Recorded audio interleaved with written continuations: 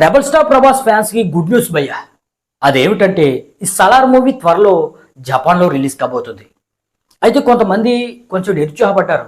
ఎందుకంటే ఈ సలార్ మూవీకి ఎంత బ్లాక్ బస్టర్ టాక్ వచ్చినా 1000 కోట్లు దాటలేకపోతుందని. కానీ ఈ జపాన్ రిలీజ్తో ఆ కోరిక అనేది అందరికీ తీరిపోతుంది. ఎందుకంటే నిన్నటికి సలార్ మూవీకి 15 రోజుల రన్ అనేది కంప్లీట్ అయింది. 15 రోజులకి 705 కోట్ల వరకు గ్రాస్ అనేది వచ్చింది. మనకు అఫీషియల్గా పోస్టర్ అనేది రాలేదు, కానీ 700 కోట్ల మార్క్ అనేది దాటేసింది.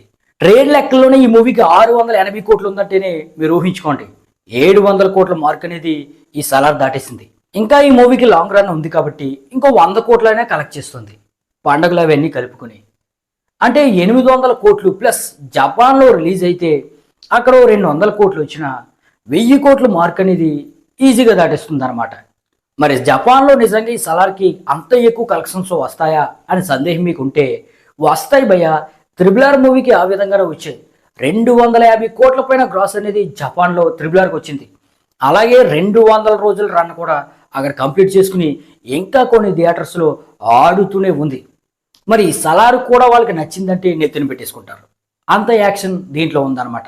అందులోకి RRR తెలుగు మూవీ, ఈ సలార్ కూడా తెలుగు మూవీ అవ్వడం వల్ల ఎంతైనా సరే RRR ఇండస్ట్రీ నుండి వస్తుంది కాబట్టి ఈ మూవీ పైన కూడా ఆడియన్స్కి కన్ను అనేది ఉంటుంది.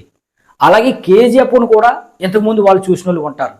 ఇవన్నీ కలిపి సలార్ మీద మాత్రం ఫుల్ బజ్ అనేది ఉంది. మరి వీటన్నిటితో సలార్ మూవీ 1000 కోట్ల మార్క్ అనేది దాటితే ఇక ఫ్యాన్స్ ఆనందానికి అయితే అవధులైతే ఉండవు. మరి జపాన్లో రిలీజ్ అవుతుంది మరి ఎప్పుడు రిలీజ్ అవుతుందిరా అని మీరు క్వశ్చన్ కానీ వేస్తే సమ్మర్లో ఈ మూవీ రిలీజ్ అవుతుంది భయ్యా.